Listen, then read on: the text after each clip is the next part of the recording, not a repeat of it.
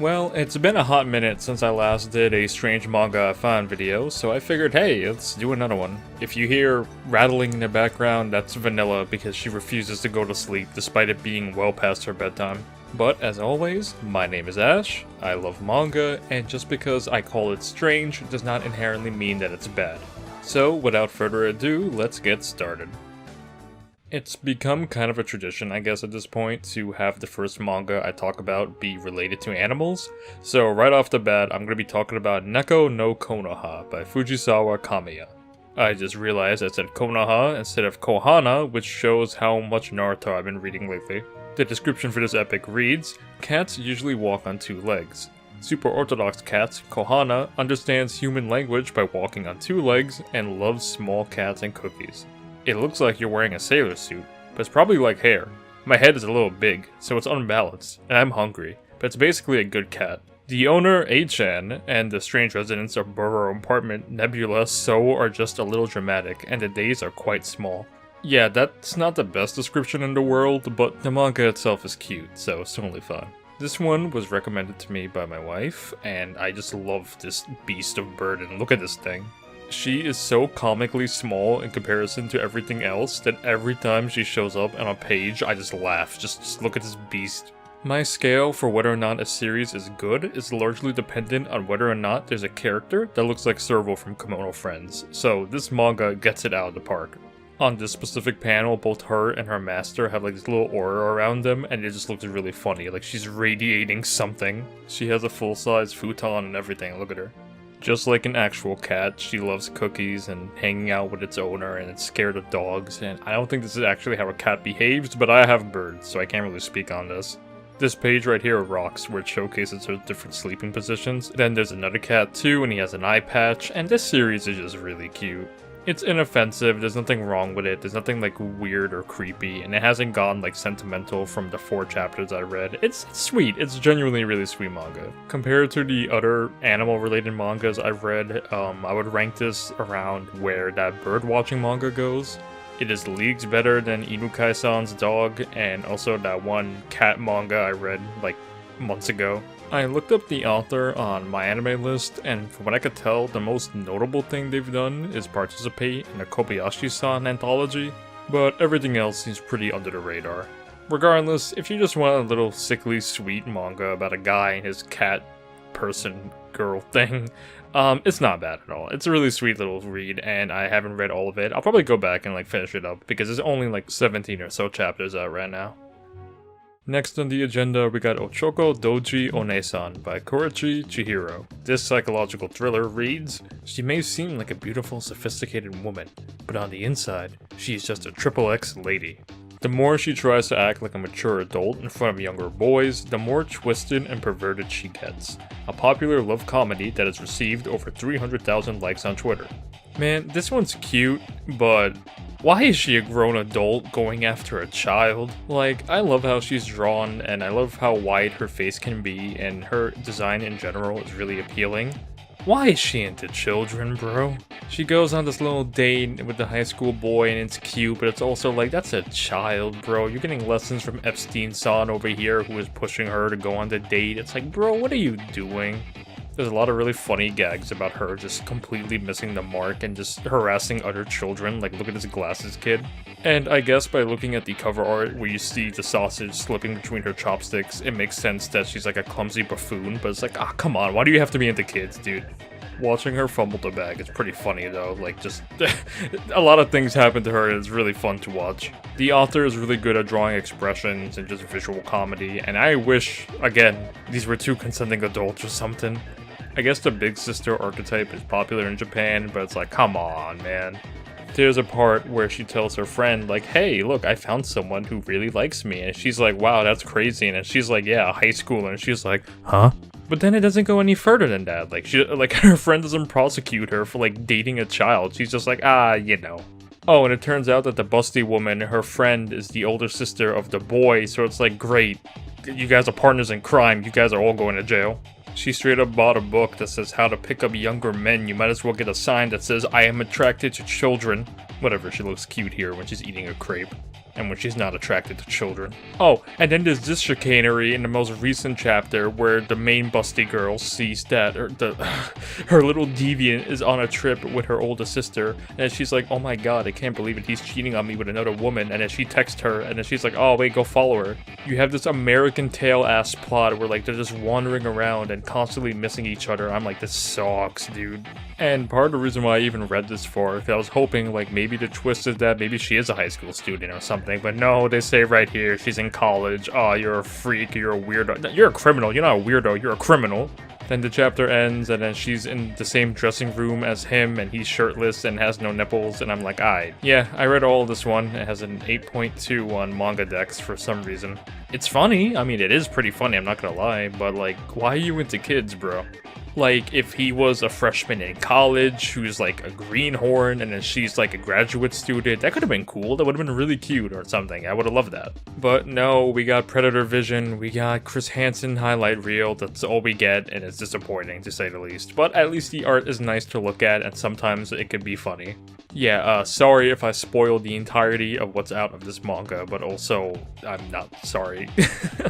It's still ongoing, so like, I don't know, there's really no way to redeem this. Like, maybe he gets put into a coma, or like, maybe this was all a dream, and maybe they're both high schoolers. I don't know, man. How do you salvage this? You got such a great design, too. Come on, man. You could do better than this. Come on. Anyways, let me talk about the manga with like the little stump person. Nisemono no Renken Jutsushi by Sugiura Jiro. There is no description, but what drew me to this manga was the thumbnail and these tags, because oh my god, these tags. This one was interesting to say the least, because it's not actually like a finished manga, it is more of a draft. According to the translator's note at the end of the first chapter, this manga is a name, a rough draft that is supposed to be made to outline the paneling, posing, and dialogue. This is a free-to-read manga on Pixiv and sites like Neko Manga. As such, the author won't mind me translating it. What was also interesting is that I was familiar with the mangaka of this one. Sugiura Jiro made another manga that I read a little bit of called My Wife Has No Emotion. That title is not relatable because I love my wife and they have a lot of emotion, but that's not the case here because this dude's wife is a robot. I could talk about that some other time, but Nisemono no Renken Jutsushi, or The False Alchemist, is its own can of worms. So you know the drill, it's an isekai, blah blah blah, guy transported to another world, but I love how this is drawn. It's a draft, I know it's a draft, we know it's a draft, but it's very charming to see the paneling and also just the mangaka trying to get a feel of what exactly, where everything should go, what the dialogue should be, etc. As such, you have a lot of really good faces throughout the manga, but also it falls into the trappings of isekai, sadly. Yeah, you got slavery, yeah, you got the savior who comes from another world, save little slave girls, you know how it is. I like how the main girl looks, but I wish, again, different circumstance and everything. This had me laughing so hard when I was reading this at the gym. This is an elven woman. She's been here since I was a child, I being the slave owner. This poor creature was around for decades or even centuries. She doesn't have limbs, a tongue, eyes, or even eardrums, so she can't even be sold as a product. Her only use is pretty much being used for elven blood, which is apparently helpful. Might I recommend The House in Fata Morgana, by the way. Either way, you know the drill. The main character, he's like, I'll buy this slave, and I'll buy this torso too, and the slave owner's like, okay, buddy. But there's some kind of interesting systems in place here, like the way the slavery... the way the slavery works is kind of interesting, I guess. Basically, whenever a slave does their function, they get automatically paid, and then when they pay off the amount that they're bought for, they're free or something, and they have a little Hyrule crest on their chest, and it's like, okay. I don't think this girl being free is gonna do her any favors, like, maybe she's gonna, like, wiggle around. It's just so comically just like, bro, come on, like, it's so, like, ridiculous, like, come on, dude. And then also because it's presented in a draft, as charming as it is, I'm like, you got stick figures here.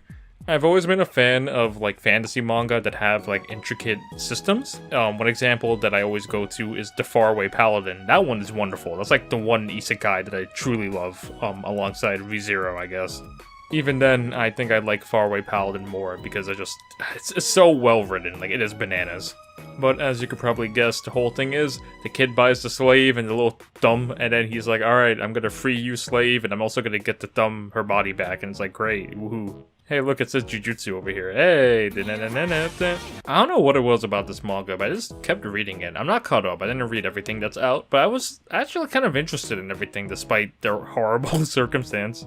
This part here, this is a certified Jeez Louise moment. Look at everything that's wrong with this poor girl. Jesus, dude. Bronchitis. What's so funny about her? It's the inhalers that were full of steroids. I think there's something wrong with you. I don't use those steroids.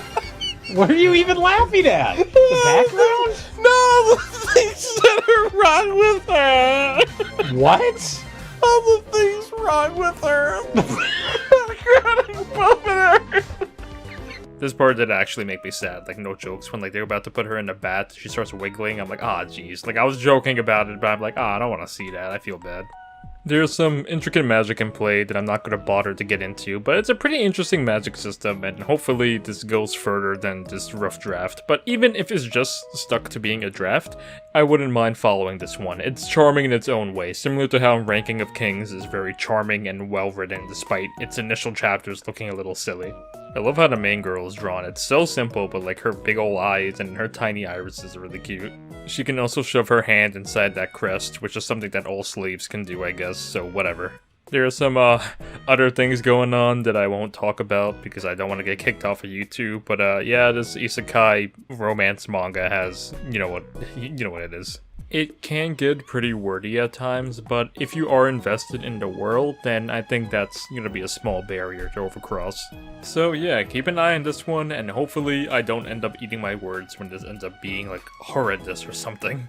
And finally, I'm gonna be talking about A Tan Childhood Friend with Absolutely No NTR by Ashito Teto. The description reads, a story with absolutely no NTR. Yeah, this is the second time I have to cover an NTR adjacent manga, but if you know what it is, great. If you don't know what it is, it's cuckoldry, that's it. It's basically like the girl's like, hey, I'm cheating on you, my boyfriend, and the boyfriend's like, I'm being cheated on, but I'm also into this, and the girl's just like, huh? And then the mysterious stranger is like, aha, I'm doing your girlfriend in front of you, and the boyfriend's just like, ah, no, stop, haha, you're so sexy. Whatever, this manga has none of that.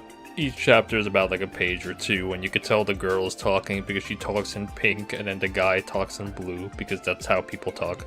God, look, okay, I get it. It's a high school romance between two individuals, two high schoolers, and then the guy's just like, we're childhood friends, and I guess you're cute, haha. It's like, bro, shut up, just like, give her a smooch, give her a little kiss, like, that's it, you're done. You know why Sweat and Soap is like the pinnacle of romance manga? It's two consenting adults who get together in like the first like 2 chapters of that manga. And the rest of the manga is just what it's like to be in a relationship. The highs, the lows, meeting each other's family, trying to plan the rest of your lives, moving in together, all that stuff. It's fantastic. You get another little fluffy high school rom-com. It's like, bro, shut up. You are not Kaguya. You are not that guy, dude.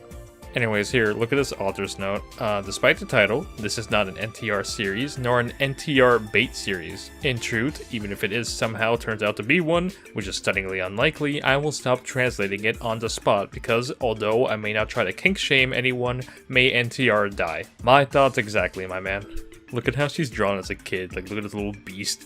Apparently the author is struggling financially, but she tries to draw these every day, so if you can, please support her, because I read through all of this manga, and there's no NTR. It's cute, it's fluffy, it's sweet, it's inoffensive, and I don't think it's bad, or will turn bad in the future. It is kind of admittedly just a vehicle for the mangaka to just draw this cute girl in situations, and you know what? That's fine. That's totally fine to make a manga about. I love the chibis, dude. Look at their little faces, they're so cute, look at them. The way the author describes it is that the main character is the type of character that would be NTR'd in a Japanese doujinshi, but the author is sad about that, so she ended up drawing a story where that flag is broken and they're in love with each other. That's cute, that's fine, yeah, okay, that's respectable. So I guess when you just throw away the NTR flag, it just becomes a cute little rom-com about 2 childhood friends and everyone trying to push them to get together. It's sweet.